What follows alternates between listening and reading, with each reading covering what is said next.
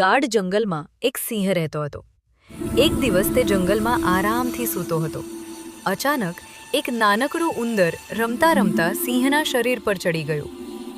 સિંહની ઊંઘ તૂટી ગઈ અને તે ગુસ્સે થઈ ગયો। તેણે ઉંદરને પકડી લીધું અને ખાઈ જવા જતો હતો। ઉંદરે ડરીને કહ્યું, મહેરબાની કરીને મને છોડો મહારાજ, ક્યારેક હું તમારી મદદ કરી શકું। સિંહને ઉંદરની વાત પર હાસ્ય આવ્યું। પછી તેણે દયા કરીને ઉંદરને છોડી દીધું। થોડા દિવસો પછી સિંહ એક શિકારીના જાળમાં ફસાઈ ગયો।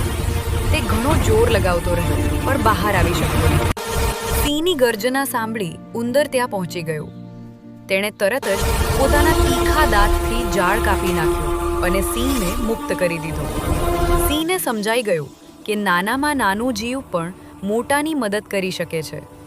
તેણે ઉંદરને આભાર માન્યો।